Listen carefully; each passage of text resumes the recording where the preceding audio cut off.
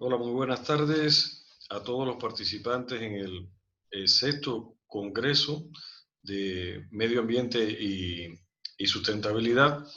Eh, bueno, que antes de comenzar quisiéramos agradecer a los coordinadores del evento y en particular al coordinador de la Red Iberoamericana sobre Medio Ambiente, al maestro Jordani Puerta, por la invitación y la posibilidad de poder participar en este evento y así pues compartir nuestros puntos de vista y algunas reflexiones sobre el tema que nos convoca en esta oportunidad. El tema que nosotros vamos a tratar es el de salud y medio ambiente sano, aproximación ético-jurídica. Consideramos que es un tema muy importante, al igual que todos los temas que se van a tratar en el evento, y su importancia, bueno, no viene definida por lo que está ocurriendo en la actualidad, sino que hace mucho tiempo que se está promoviendo el diálogo y se está tratando de formar conciencia en torno a la necesidad de proteger el ambiente y a la necesidad también de vincular la protección de la salud al cuidado del medio ambiente. Creo que esto es una aspiración que hace tiempo que la comunidad internacional y todas las instituciones y organizaciones que en definitiva hoy están generando iniciativas para la protección del ambiente, pues vienen tratando, ¿no? Me parece que esto es meritorio recordarlo. Y bueno, por supuesto que en el contexto actual de la pandemia que estamos viviendo, pues el tema adquiere un particular realce, eh, pues precisamente todo lo que nosotros vamos a tratar tiene que ver de una u otra forma con lo que se ha hecho y lo que no se ha hecho en materia de protección del medio ambiente. Nosotros la exposición la vamos a dividir en tres aspectos fundamentales. En el primer lugar vamos a ver el marco legal del derecho a la salud en el derecho internacional. No nos vamos a centrar en el derecho nacional porque aunque todos los ordenamientos jurídicos comparten eh, las disposiciones fundamentales que aparecen en los organismos regionales y propiamente internacionales en materia de medio ambiente, sí nos parece que conocer cómo se viene tratando este derecho es muy importante porque nos sirve de referente para evaluar lo que se viene haciendo en cada lugar. En segundo lugar, el derecho a un medio ambiente sano, o sea, nos centraremos ya no solo en el derecho a la salud, sino en el derecho a un medio ambiente sano. Y en tercer lugar, ya para finalizar, pues analizaremos algunos fundamentos éticos que tienen que ver con la actitud del hombre frente a la naturaleza. Por supuesto que las normas jurídicas son importantes, pero las normas jurídicas, tanto internacionales como nacionales, no garantizan ni tienen los mecanismos para garantizar el respeto, ¿verdad?, a la naturaleza. En ese sentido, por eso es que nos parece que el tema de la ética es muy importante. El, este tema, por supuesto, que es un tema complejo, es un tema global y está relacionado con muchos otros temas que se vienen hoy tratando desde que ha cobrado fuerza esta pandemia de COVID-19, ¿no? ¿Qué es el tema económico? O sea, sin duda que la salud tiene que ver con la economía y si se empeora la salud, es muy probable que esto tenga una repercusión negativa también sobre la economía. La política, las políticas públicas trazan los derroteros para el desarrollo de la salud, no solo pública, sino también de la salud privada. Un aspecto jurídico porque las normas jurídicas devienen garantes para el ejercicio del derecho a la salud.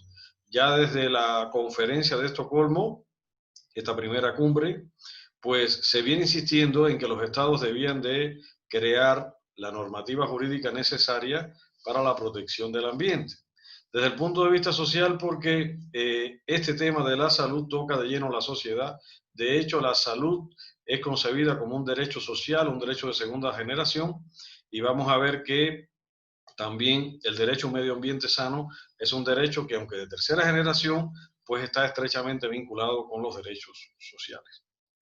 También un tema que tiene un matiz religioso, porque para nadie es un secreto que el problema de la salud humana toca profundas fibras sentimentales, afectivas, emotivas, incluso cosmovisivas de los seres humanos, que cuando nos sentimos, pues pudiéramos decir, en situaciones de peligro, en situaciones de incertidumbre, eh, en en situaciones de sufrimiento, producto de una enfermedad, pues muchas veces se recurre a la fe que ya se tiene, o en otros casos a creencias, a tradiciones que tienen un carácter religioso y que de cierta manera pues nos permiten compensar y nos dan cierta esperanza en estas condiciones.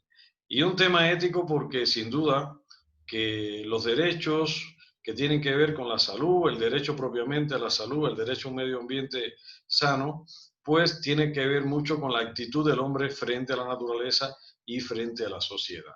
De hecho, antes de aprobarse las normas en los convenios internacionales y también antes de que los parlamentos pues asuman todas estas iniciativas internacionales en su derecho interno, pues generalmente se ha llevado a cabo un profundo diálogo ético, un profundo diálogo, intercambio de ideas, de puntos de vista en la sociedad civil, donde se ha ido generando esa actitud que después va a cobrar cuerpo y se va a refrendar en las normas jurídicas. La salud se relaciona con la idea de la salvación, y este es otro elemento que nos lleva al pensamiento religioso, al igual que la enfermedad se va a relacionar realmente con la idea del castigo, con la idea del pecado, y de ahí los matices cosmovisivos religiosos que tiene también este tema. Ahora, hay otra lista importante que hay que tener en cuenta cuando se va a tratar el tema de la salud, es que la salud se ha convertido en un problema global. O sea, hoy, como nunca antes, la salud ha devenido un problema global. Por supuesto que las pandemias no son propios de esta época ni de la época única de la globalización y de la globalización del capitalismo liberal, etcétera, porque ya mucho antes existían pandemias, pero lo que añade, y pudiéramos decir, el elemento nuevo que aparece con la globalización es la rápida, la rápida contaminación, el rápido contagio a escala global. O sea, todos los procesos globalizatorios que hacen posible que fluya el comercio, que fluyan las relaciones políticas, que fluyan las relaciones sociales, tecnológicas, pues también facilitan y favorecen, en este caso, el hecho de que una determinada enfermedad infecto o contagiosa se pueda convertir en una pandemia, en un mal que afecta a toda la humanidad. Y lo hace con una relativa rapidez. O sea, la globalización también entonces aumenta el riesgo frente a las enfermedades y muy particularmente frente a las enfermedades infecto-contagiosas, ¿no? Por eso es que este tema es un tema y un problema global de primerísima prioridad. La salud, nos decía este importante médico, filósofo y bioticista argentino, Juan Carlos Tealdi, dejó de ser un derecho humano básico para la concepción dominante de la bioética. Si bien la bioética hoy ocupa un espacio importante en el diálogo para proteger derechos y derechos humanos en particular, desde el punto de vista de este importante investigador argentino, pues no ha estado en el centro de la problemática bioética que la han ocupado otros fenómenos, al menos en décadas pasadas, ¿no? Por supuesto que hoy sí se ha generado un amplio debate y sobre todo después de la pandemia hay una gran preocupación por el problema de la salud y todas las personas que se dedican a la bioética pues se han ido centrando cada vez más en esta problemática. Y nos parece bueno que estos son elementos importantes a tener en cuenta cuando se aborda este tema, que por supuesto va a estar estrechamente influenciado por las proyecciones ideológicas, por la concepción que se tenga en definitiva de lo que es la salud. Y es un tema que a la vez está estrechamente vinculado con el bienestar individual y social. Tiene que ver también con el proyecto de vida de todas las personas, porque sin duda que una vida sin salud nos limita esencialmente y no favorece, sino que obstaculiza el desarrollo personal. Por tanto, ¿qué es la salud? Y vamos a comenzar con esta definición, ¿no? Se han dado históricamente muchos puntos de vista sobre la salud, pero ha impactado sobre todo en nuestra época la definición que se dio justamente cuando se funda la Organización Mundial de la Salud y que aparece en su carta fundacional, donde se define la salud como un estado de completo bienestar físico, mental y social, y no solamente como la ausencia de afecciones o enfermedades. Si históricamente se ligó a la salud con la enfermedad, y sobre todo con la pérdida de la salud con la aparición de las enfermedades, pues hoy, a partir de estos pronunciamientos de la OMS, se ha vinculado la salud con el bienestar tanto físico, mental como social. Por supuesto, aquí aparece un énfasis en la dimensión personal de la salud, que nos evoca de cierta manera las concepciones liberales, ya que el criterio para determinar mi grado de salud, pues lo voy a tener yo, va a residir en la propia persona, y quizás por eso este concepto se ha complementado, se ha desarrollado, incluso se ha superado después sucesivamente en los instrumentos internacionales, ¿no? Ha habido otros enfoques, o sea, el que se centra solo en la ausencia de enfermedad, la perturbación del orden natural, que es un enfoque que ya venían dando los griegos desde la antigüedad, quiere decir, por naturaleza el hombre es sano, pensaban los griegos, y todo lo que vaya contra la naturaleza, pues va en contra de la salud. Hay que tratar de vivir conforme a la naturaleza, de tener una vida natural, y mientras yo más me acerque a lo natural, pues más preservo el estado de mi salud. Era una concepción muy arraigada en el pensamiento antiguo. También ha habido una concepción con matices religiosos históricamente, que todavía la evocamos a menudo en determinadas condiciones, que es cuando se plantea de que la enfermedad es una desgracia o es una maldición divina, al igual que la salud es una gracia, ¿verdad? Y por ejemplo, ahora con la pandemia, a veces usted ve en las redes sociales personas que basadas en su creencia, pues dice que nos están castigando por lo mal que hemos obrado con la naturaleza, con lo mal y el daño que nos hemos hecho recíprocamente los seres humanos, y de ahí esta concepción de la salud como gracia y como desgracia. Y otra concepción que también pudiéramos decir, sus orígenes se remontan a la antigüedad, es la que considera la salud como equilibrio y la enfermedad como desequilibrio entre el organismo y el medio, ¿no? Es importante porque hoy, cuando se van a abordar los problemas todavía medioambientales, pues se tiene en cuenta el equilibrio que debe existir entre los distintos elementos del ecosistema. Cuando el hombre los altera de manera definitiva, pues esto, por supuesto, que trae consecuencias nefastas también para la propia humanidad. Y otro concepto de salud que se ha manejado también, sobre todo en las últimas décadas, según Diego Gracia, que es un importante filósofo, bioeticista, médico español, es la que trata de interpretar la salud como la capacidad de posesión y apropiación por parte del hombre de su propio cuerpo, ¿no? Esta concepción de la salud pues nos lleva a entenderla como la necesidad de control que tenemos sobre nuestra corporeidad, sobre nuestra mentalidad, sobre nuestra vida en definitiva, y bueno, es una concepción que también va a tener una influencia liberal importante, ¿no? Quiere decir, del pensamiento liberal, porque al final se nos va a identificar de alguna manera la salud con la posesión, con los bienes, que muchas veces no se deslindan bien de lo que es la persona propiamente como tal, ¿no? Y, por ejemplo, ya es evidente que en 1948 los instrumentos de derecho internacional público consideraban la salud estrechamente vinculada a un nivel de vida adecuado y a la satisfacción de una serie de necesidades básicas, y no solo al bienestar y a la atención médica. O sea, con independencia de esto, la fuerza se vino haciendo ya en el año 48, quiere decir 3 años después de la Carta de las Naciones Unidas y de la sí, de 3 años después de la Carta de las Naciones Unidas, pero también de la fundación de la OMS, pues se viene haciendo énfasis sobre todo en que la salud hay que verla estrechamente vinculada con un nivel de vida adecuado, ¿no? Y con la satisfacción de una serie de necesidades básicas. O sea, no solo es el bienestar, es que para que haya bienestar tenemos que tener cubierta un grupo de necesidades que son fundamentales. De lo contrario, pues se puede ver alterada nuestra salud. Y por supuesto también con la atención médica.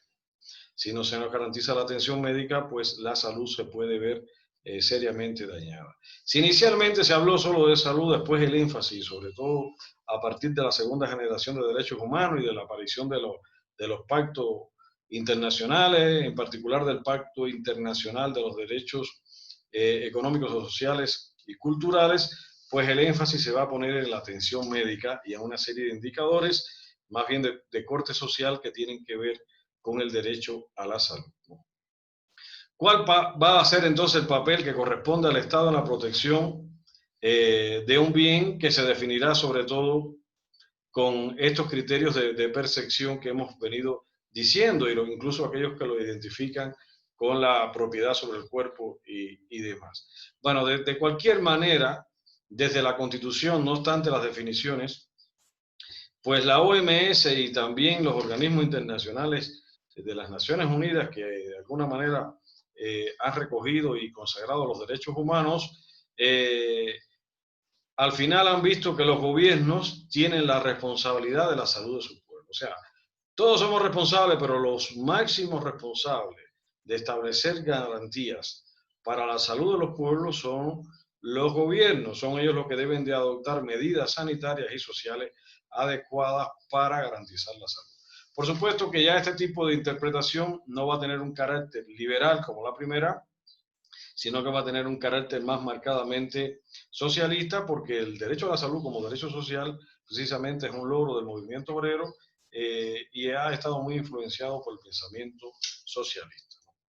Bien, en el Pacto Internacional de los Derechos Económicos, Sociales y Culturales, ya no se va a hablar directamente de bienestar, sí se habla del derecho de toda persona al disfrute del más alto nivel posible de salud física y mental. Fíjense, el más alto posible.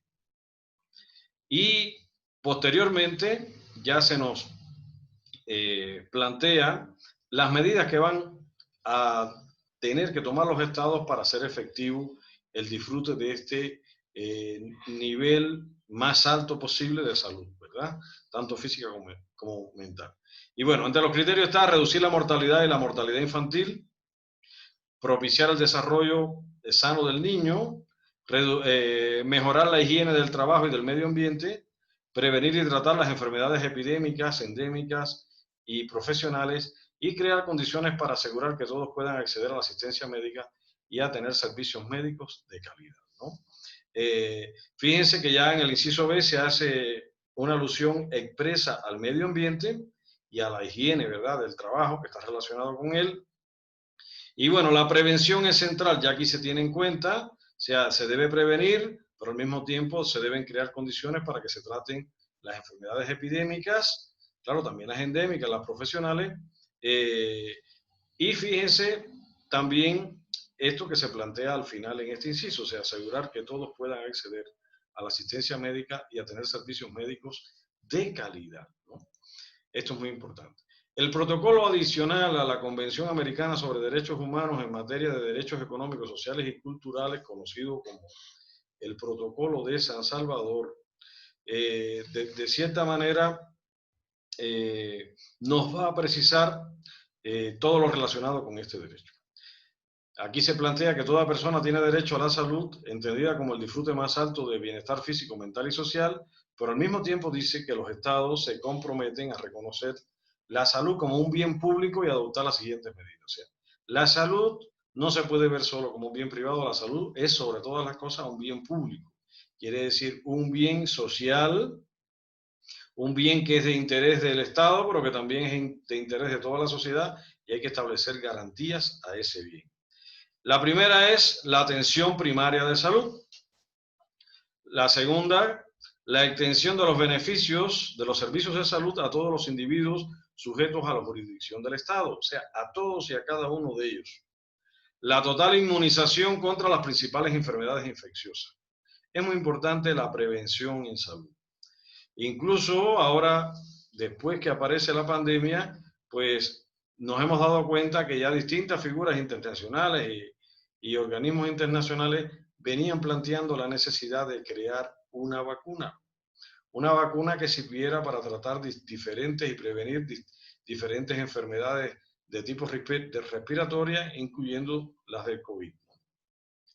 La prevención y el tratamiento de las enfermedades endémicas, profesionales y de otra índole, la educación de la población sobre la prevención y tratamiento de estos problemas y la satisfacción de las necesidades de salud de los grupos de más alto riesgo y por sus condiciones de pobreza sean más vulnerables, ¿no? O sea, aquellas personas que están sometidas a más alto riesgo o son más vulnerables, quiere decir que son más propensas a contraer en algún momento la enfermedad, ¿no? Es importante la educación para la salud. O sea, si no hay una buena educación para la salud, las posibilidades de prevención se van a reducir notablemente. Por eso es que hay que invertir no solo en educación para la salud, sino en educación. Si usted no invierte primero en educación, es difícil que después puedas educar a las personas en estos temas, ¿no? O sea, la primera obligación de los estados, y es fundamental hoy, y sobre todo en nuestra parte del mundo, que estamos tratando de salir del subdesarrollo, pues es invertir para la educación. Si no se invierte para la educación, va a tener pocas probabilidades de éxito la educación para la salud. Esto es importante. Bueno, también en la Corte Interamericana de Derechos Humanos ha tenido pronunciamientos y nos llama la atención sobre todo jurisprudencias o sentencias de la Corte relacionadas con los centros privados de atención de salud. O sea, la Corte ha insistido que aún siendo esta una esfera privada en la atención de servicios médicos, pues debe haber una regulación por parte del Estado, debe haber una supervisión y debe haber una fiscalización. ¿Por qué? Porque trata de un bien público, no solamente de un bien individual. Y como es de un bien público, pues es de interés de toda la población, es de interés de toda la sociedad y las medidas que se tomen tienen que estar acorde a las necesidades de salud que tenga toda la población y según los estándares que ya están previstos en el propio derecho a la salud y las garantías en el ordenamiento jurídico de cada país.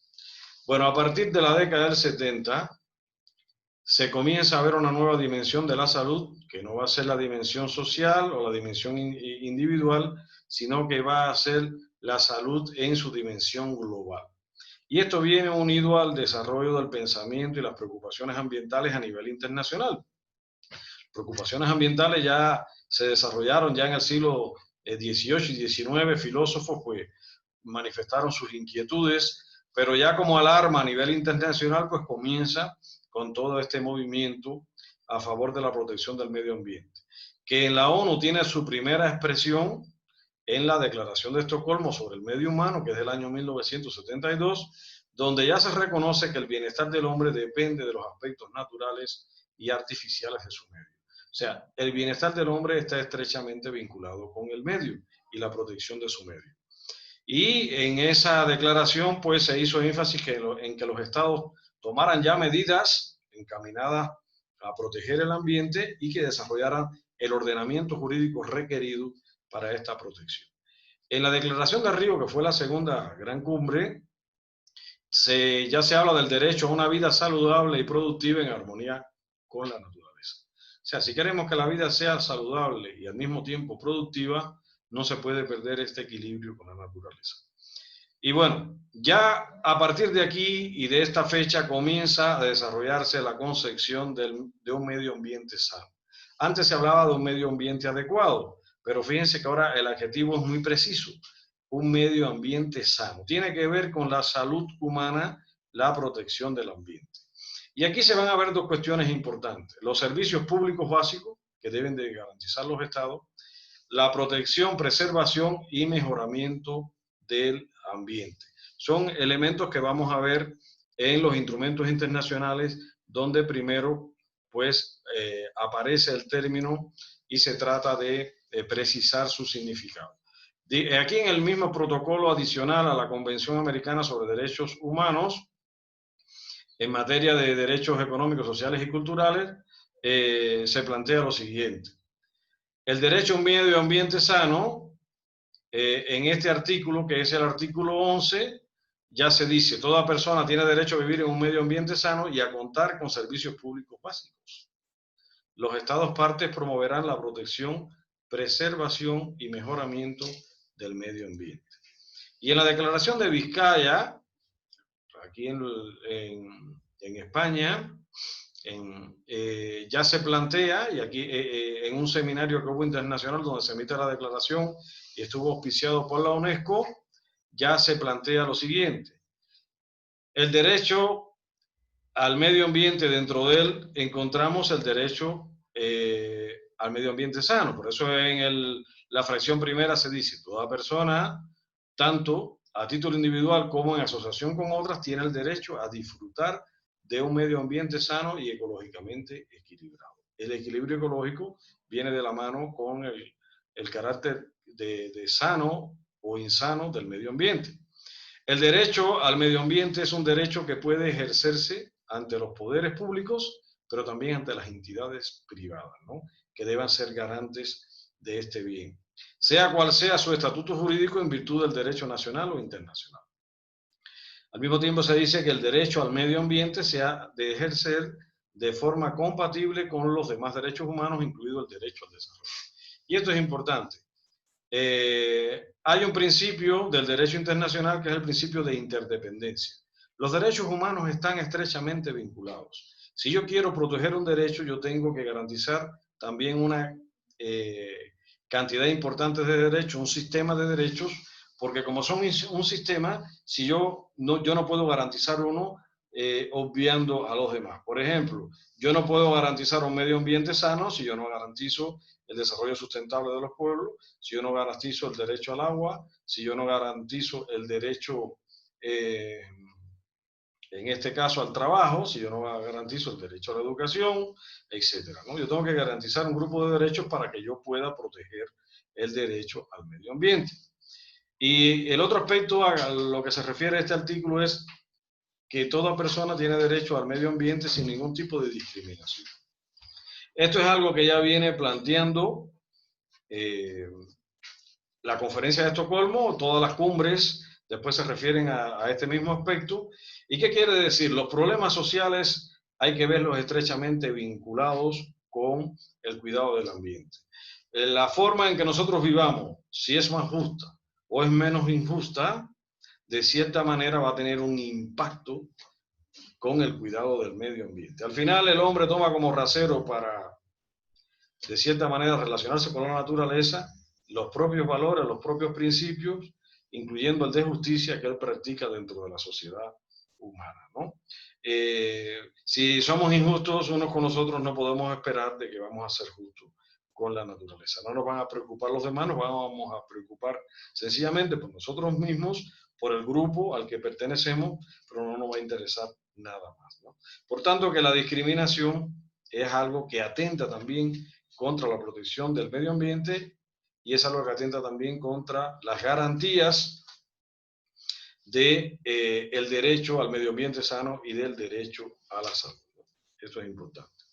Bien, en el segundo artículo de esta declaración se va a plantear que toda persona, tanto a título individual como en asociación con otras, tiene el deber de proteger el medio ambiente y de fomentar dicha protección en el ámbito nacional e internacional. O sea, no solo se habla de los estados, de las obligaciones que tienen, de las garantías que tienen, sino que también se nos va a hablar de la necesidad de que todos cooperemos con esa protección, ¿no? Los poderes públicos, las organizaciones internacionales tienen la responsabilidad, ¿verdad?, de proteger en su caso y restaurar el medio ambiente. Es importante que aquí también se resalta esa prioridad que deben tener los estados con respecto a la protección de la salud como fundamentales garantes. La protección, conservación y eventual restauración y prevención del deterioro de la biosfera, geosfera, hidrosfera y atmósfera, ¿verdad? Y es importante proteger, ¿verdad?, toda la naturaleza, pero sobre todo hoy lo que ha ocurrido nos está recordando de que no nos hemos relacionado de manera adecuada con la biosfera. Esto es muy importante. El uso racional y sostenible de los recursos naturales, la promoción de modelos de producción y consumo que contribuyen al desarrollo sostenible. Ya desde Estocolmo se planteó claramente que la causa fundamental del deterioro del medio ambiente es la propia actividad humana. Por tanto, si no se garantiza el desarrollo sostenible, no se va a poder proteger el medio ambiente. Y esto tiene que ver mucho con los modelos de producción. Si mi modelo es consumista, yo no puedo garantizar al final que se protege el ambiente. Es un tema económico, es un tema social, es un tema político, pero sin duda, si no tomamos una decisión y se toman acciones importantes en este sentido, pues todo se va a quedar en el discurso.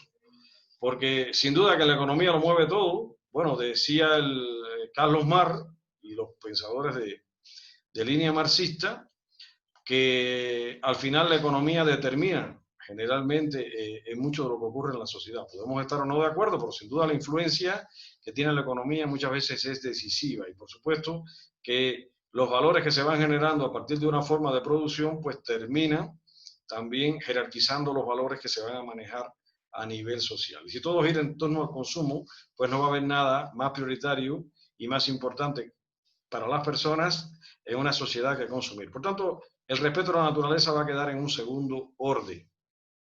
La integración de las exigencias para la protección del medio ambiente en las políticas públicas y en las actividades privadas, teniendo en cuenta el principio de no discriminación. O sea, hay que garantizar, y las garantías tienen que ser universales, propias de los derechos humanos para todos y cada uno.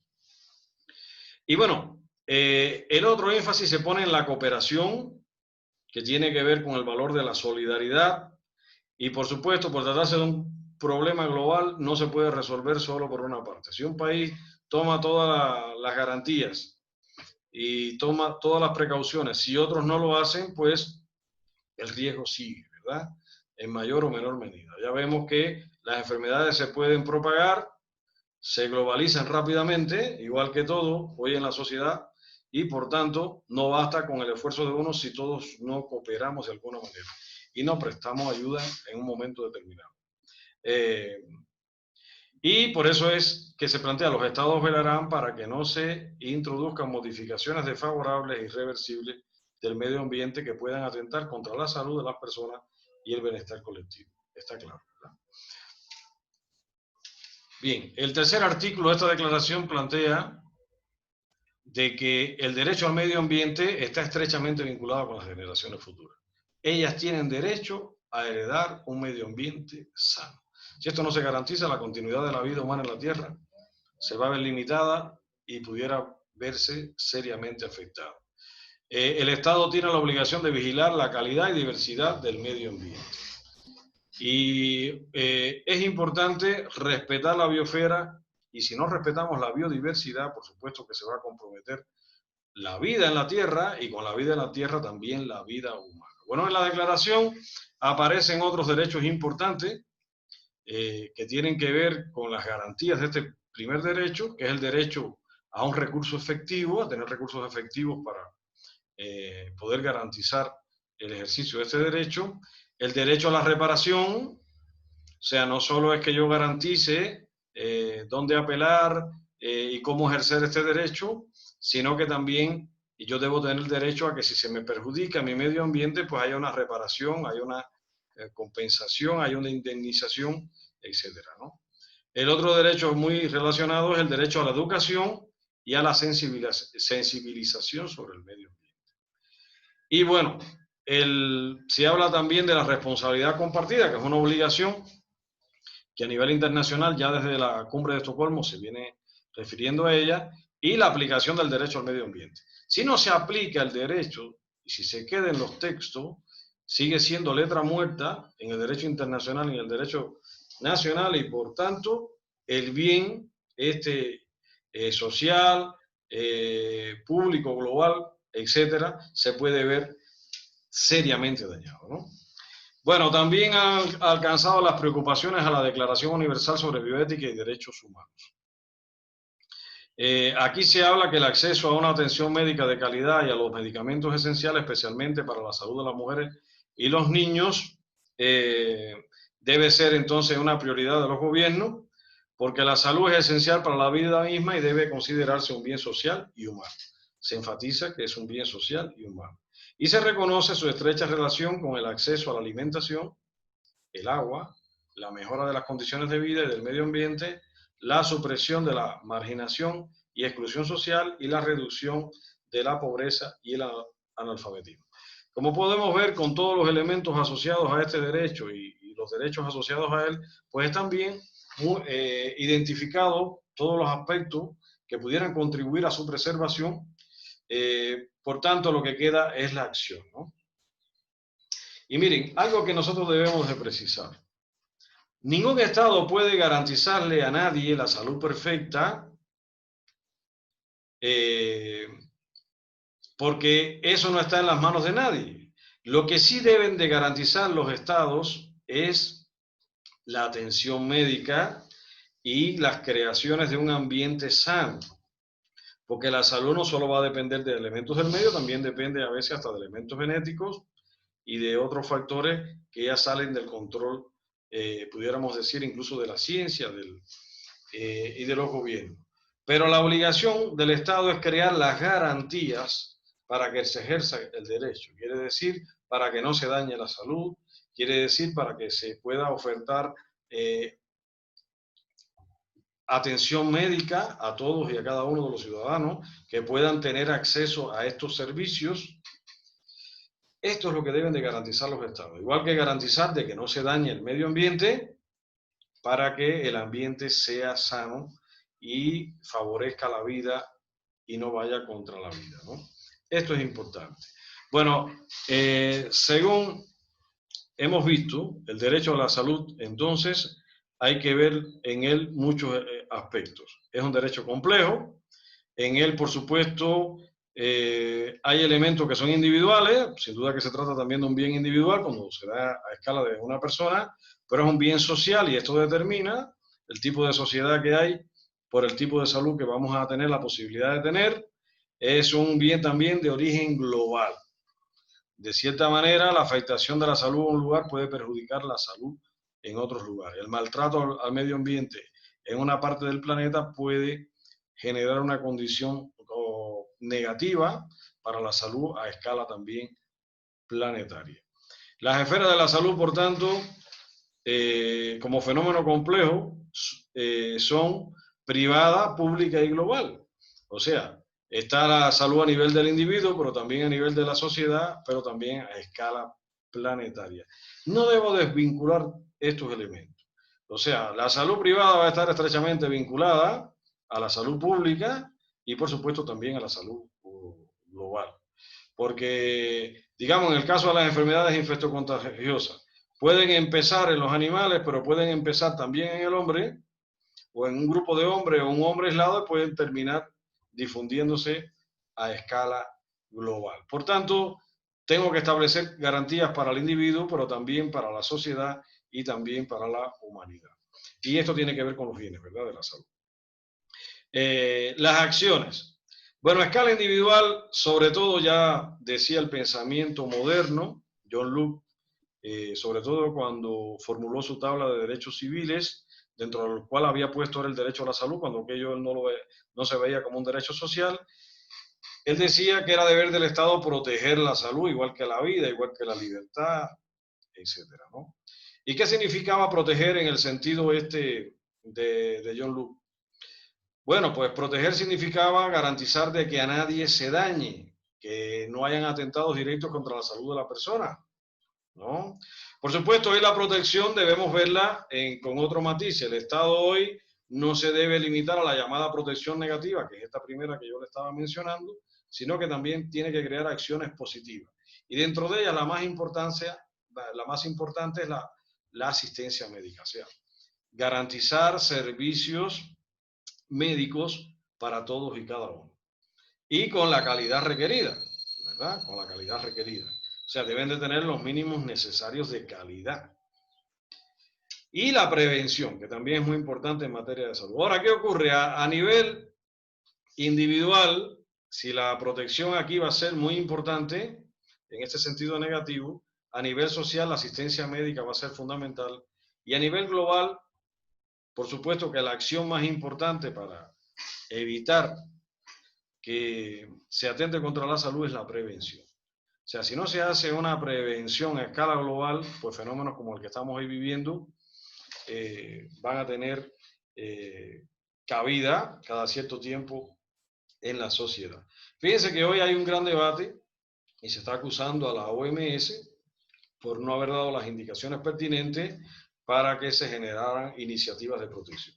Bueno, es un debate complejo, a veces no tenemos toda la información para juzgar, pero es importante en este sentido reflexionar sobre esta cuestión. Claro, la prevención no puede ser solo de la OMS, la prevención hay que desarrollarla en todos los estados. O sea, no solo son acciones globales las que deben de presidir esto, sino que si estas acciones, indicaciones o directrices globales no vienen de la mano con las acciones de prevención que realicen los estados, pues sin duda que cualquier política pública va a fracasar.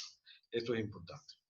Por tanto, si vamos a definir hoy el derecho a la salud, tenemos que tener en cuenta que este está estrechamente vinculado, como dice este autor, Juan Guillermo Quesada Santisteban, que está estrechamente vinculado con los problemas ambientales, ecológicos, tiene que ver también con los servicios médicos, dirigidos a lograr el estado de óptima salud, ¿no?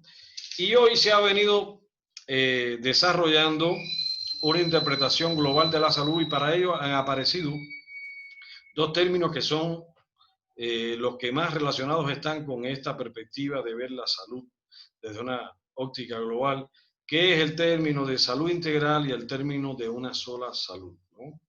La salud integral se ha interpretado como la salud personal, o sea, la propiedad de las personas responsable, consciente y sensible, que es activa a la mantención y a la mejoría de su propia salud mental y física y a la vez se involucra para que, siempre que esto sea posible, para que todas las personas y todos los seres vivos y en general la Tierra no se vean afectados, ¿no? O sea, la salud integral es aquella que ve todos los factores que están relacionados con la salud, desde la salud individual y genera actitudes y conductas de responsabilidad, ¿no?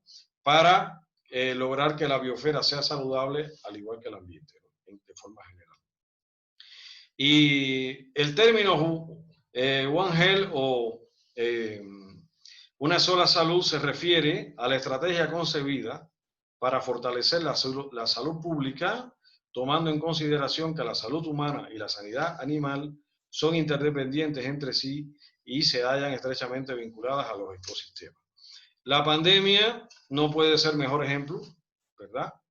Porque ha puesto a prueba, una vez más, porque esto no es la primera vez que se prueba, esta proyección.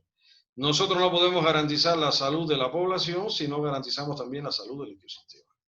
Estamos estrechamente vinculados, la socialización nos ha llevado a que tenemos relaciones sistemáticas muy estrechas y vinculadas a muchos organismos vivos y por supuesto cualquier alteración de estos sistemas, sobre todo cuando se producen enfermedades infectocontagiosas, pues puede también terminar perjudicando a los seres humanos y viceversa, porque hay enfermedades que se transmiten también del hombre a los animales. Por tanto, la preocupación debe ser global por la salud, de ahí que esta perspectiva de ver la salud como salud integral o como una sola salud sea tan importante.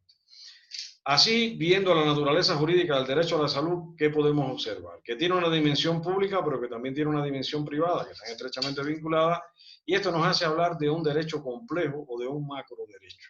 O sea, un derecho que tiene que ver con muchos elementos, que requiere para su verdadera comprensión pudiéramos decir, un análisis interdisciplinario, y al mismo tiempo requiere también de muchos otros derechos para poder lograr una garantía que sea efectiva para el ejercicio de este derecho.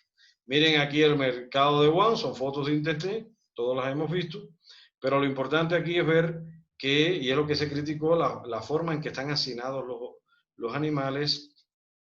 Realmente no hay derecho de animal que se tenga en cuenta en estas condiciones, o sea, los llamados y proclamados derechos de los animales no se tienen en cuenta, y esto facilitó al parecer y favoreció que se transmitiera ese virus, ¿no? Estaban hacinados ahí los animales en jaulas y no tenían las condiciones higiénicas necesarias, ¿no? Decía Yuval Noah Harari, este importante historiador de origen israelí, nos decía lo siguiente. Dice, 3 revoluciones importantes conforman el curso de la historia. La revolución cognitiva marcó el inicio de la historia hace 70.000 años. La revolución agrícola la aceleró hace 12.000 años. La revolución científica que se puso en marcha hace solo 500 años, bien pudiera poner fin, dice él, a la historia e iniciar algo completamente diferente, ¿no? Esto lo dice en este conocido libro de él, De animales a dioses, ¿no? O sea, al final hubo una revolución cognitiva. Esta es la que se produce con base en el desarrollo del lenguaje articulado, de la conciencia del hombre, que lo llevó a operar instrumentos. Otra que tiene que ver con esa revolución que estuvo marcada por el desarrollo de la agricultura. ¿Y qué ocurre ya? En la medida en que el hombre, dice el historiador y lo va demostrando en su libro, fue utilizando la tecnología, aunque era incipiente, en su interacción con la naturaleza comenzó a sufrir. Porque ninguna especie consume tantos recursos naturales. En el marco de la naturaleza hay un equilibrio, pero ¿qué ocurre? El hombre, con la tecnología y posteriormente ya con la revolución científico-técnica, ha roto ese equilibrio. O sea, nosotros consumimos más que lo que consume cualquier especie. Un humano consume en su vida, y está visto, millones de objetos, cuando vamos a ver la trayectoria de un hombre que viva 70, 80 años. Y por supuesto, también esos millones de objetos son desechos que van a parar a la naturaleza. Una sola persona. Quiere decir que nuestra actividad en el planeta ha sido altamente contaminante y somos el cataclismo más importante que ha tenido el planeta Tierra.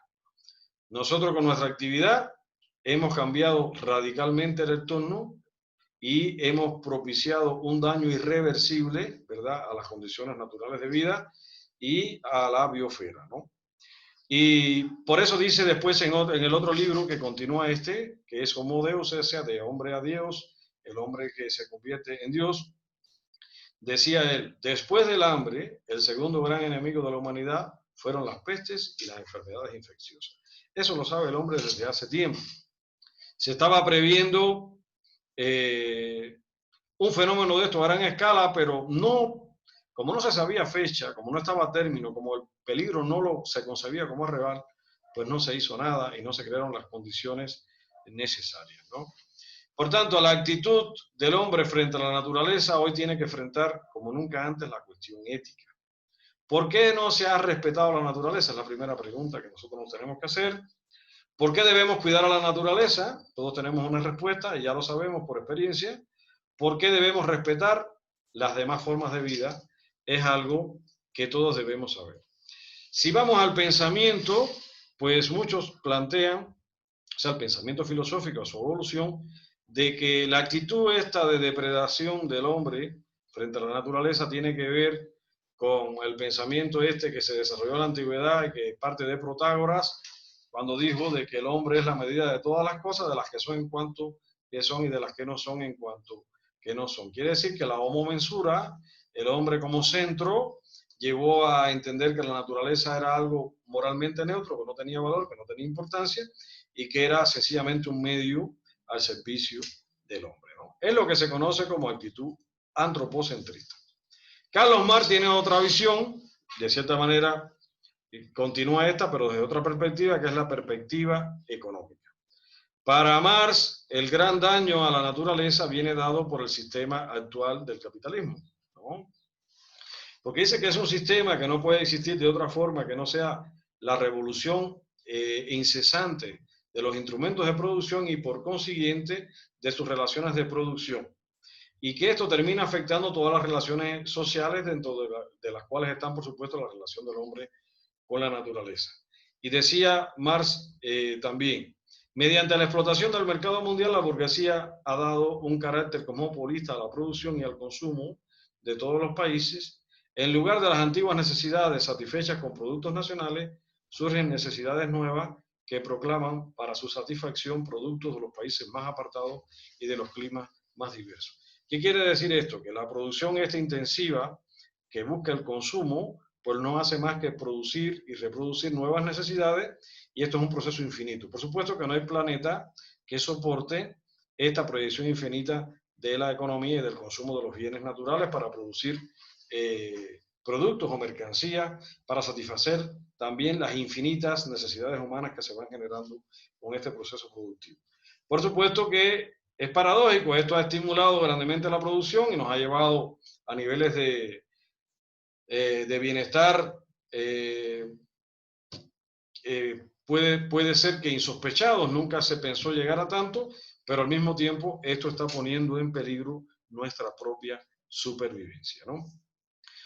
Hoy, como contraparte a esta propuesta antropocéntrica, se vienen haciendo otras propuestas. Una respuesta biocéntrica, muchos piensan de que la respuesta está en que nosotros asumamos conciencia que no somos el centro, sino que el centro es la vida. Nosotros somos realmente solo parte de la vida.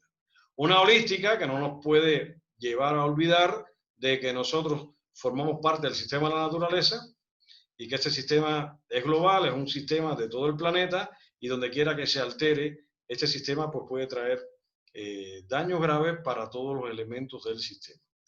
Y bueno, a partir de todas estas posiciones, pues se viene generando hoy diferentes proyecciones desde la bioética, que todos sabemos que tiene esa preocupación por la vida de forma general y en particular por la vida humana, y que pretende que las ciencias se desarrollen tomando en consideración y respetando los derechos humanos y los valores humanos, pero desde una perspectiva multidisciplinaria que englobe todas las perspectivas y todos y cada uno de los puntos de vista, porque un fenómeno tan complejo como la vida, no solo la vida humana, también la vida planetaria, pues requiere también de un enfoque complejo, de un enfoque interdisciplinario, incluso transdisciplinario.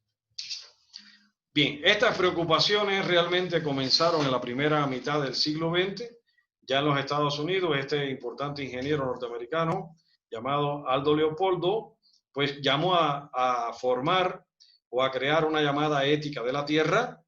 Él ya hacía una crítica importante, decía, todas las éticas anteriores se ocuparon del individuo, la Tierra y el entorno natural no tenía valor para el hombre, solo valor instrumental, no era un valor en sí. Y por tanto, esto estaba ya generando, y él lo observó en esa época, grandes daños al medio ambiente. Por eso él hablaba de la ampliación de la ética a este tercer elemento del medio ambiente humano. Si interpreto debidamente la evidencia, es una posibilidad evolutiva y una necesidad ecológica. Ya lo hablaba como una necesidad, ¿no? En ese momento. La ética se debe considerar como una guía para alcanzar las situaciones ecológicas tan nuevas o intrincadas. Antes no se había centrado la atención en ello porque el potencial tecnológico no permitía operar cambios irreversibles en la naturaleza. Posteriormente, ya con el desarrollo de dos revoluciones industriales, pues ya los cambios en la naturaleza, si se utilizaba de manera intensiva la tecnología, pues podía generar cambios irreversibles. Y esto llevó a la preocupación de Aldo Leopoldo, ¿no? Y bueno, en el año 73, Arne Naess acuña el concepto que lo va a hacer trascender en la filosofía de ecología profunda. Desde la perspectiva de este gran pensador, no se debe reflexionar y actuar acerca de lo que está bien en beneficio del hombre, sino por el planeta en sí mismo.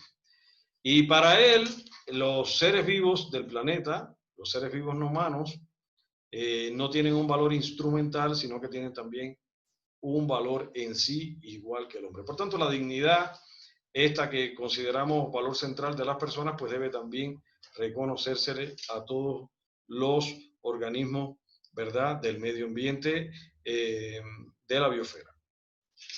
Y está, como otra de las teorías importantes desde este punto de vista, la teoría Gaia de James Lovelock, que se va a basar en la figura esta mitológica que tenía Gaia o la Tierra para la cultura griega. Y bueno, esto lo lleva a interpretar la Tierra como una sustancia viva. Según él, la Tierra funciona como un sistema único y autorregulado, formado por componentes físicos, químicos, biológicos y humanos. Las interacciones y flujos de información entre las partes que lo componen son complejos y exhiben gran viabilidad en sus múltiples escalas temporales y espaciales.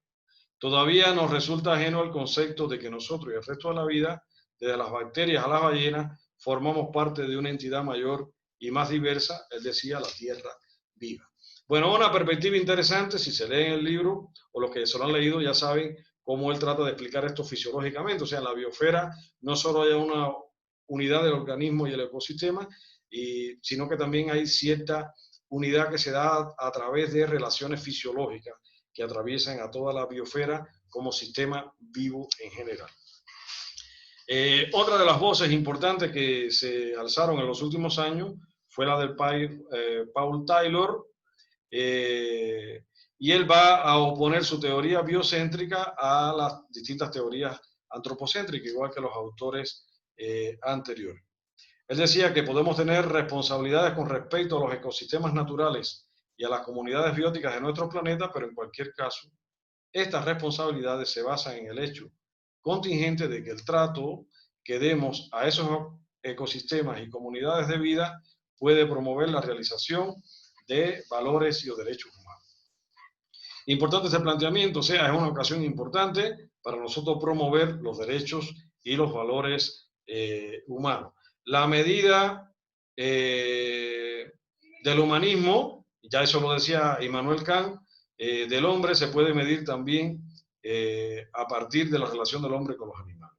Si la relación del hombre con los animales es cruel, ese hombre está expresando de que la crueldad es algo que él ha asumido como un componente de su conducta. Por tanto, también es una ocasión y un medio importante para la realización de los derechos humanos, respeto a la biosfera y a todas las formas de vida, ¿no? Bueno, si vamos a asumir hoy una actitud ética por la naturaleza a escala global, es importante reparar en lo que dice la bioética global, o quiere decir la bioética proyectada a escala planetaria. Dentro de los principios que pueden informar esta bioética, nos parece que son muy importantes dos principios: el principio de la responsabilidad y el principio de la solidaridad. Pero una responsabilidad no solo como capacidad de respuesta, obligación de respuesta, sino como preocupación. Quiere decir, nos debiéramos preguntar qué va a suceder si yo no hago lo que debo hacer, ¿verdad? O si yo hago lo que no debo hacer. De ahí se van a suceder consecuencias y el hombre responsable debe de siempre estar reparando y reflexionando sobre las posibles consecuencias de su actuación, ¿no? Y el otro es la solidaridad. O sea, si nosotros no nos unimos entre los seres humanos, no propiciamos la unidad, la ayuda mutua, y también vemos esa estrecha unidad que tenemos con todos los seres vivos del planeta, pues sin duda que esto va a tener consecuencias nefastas, tanto para la biosfera como para nuestra propia vida humana aquí en la Tierra, ¿no? La solidaridad debe de sustentarse en la libertad, pero una libertad responsable. De ahí que, si somos responsables, hoy debemos ser solidarios, porque la responsabilidad nos lleva a la solidaridad. Y si somos solidarios, de hecho, vamos a ser responsables. Porque si desarrollamos la solidaridad como una virtud, sin duda que necesitaremos para que esta solidaridad sea efectiva, necesitaremos desarrollar también esa virtud de la responsabilidad o esa actitud responsable, ¿no? Nos parece que esto es muy importante. La naturaleza se vio, decíamos, históricamente como una esfera moralmente neutra. Solo la toma de conciencia ecológica es la que ha permitido entender de que la naturaleza no es moralmente neutra, ella también es un valor en sí, tiene un valor en sí y también merece todo nuestro respeto. Y esto, por supuesto, que es trascendente e importante para poder desarrollar una actitud de protección de la naturaleza o una actitud de respeto hacia la naturaleza. Decía Inger Andersen el año pasado, a finales del 2019, directora ejecutiva del Programa de las Naciones Unidas para el Medio Ambiente, durante la firma de un acuerdo en Ginebra, él decía, un medio ambiente saludable, decía ella, es vital para cumplir nuestra aspiración de asegurar que las personas en todas partes vivan una vida digna. Debemos frenar la tendencia emergente de intimidación y criminalización de los defensores de la tierra y el medio ambiente y el uso de leyes contra protestas y el terrorismo para criminalizar el ejercicio de los derechos que deberían ser protegidos constitucionalmente. De sobra sabemos, y hay casos en todo el continente, de que estas personas que se dedican directamente a garantizar que se proteja la naturaleza muchas veces son objetos de atentados, ¿verdad?, por centros de poder económico que ven en su actitud un obstáculo para el desarrollo de su actividad económica. Eso realmente está delatando no solo maldad, sino también irresponsabilidad y de que no se ha tomado plena conciencia del peligro, ¿verdad?, ante el cual estamos, ¿no?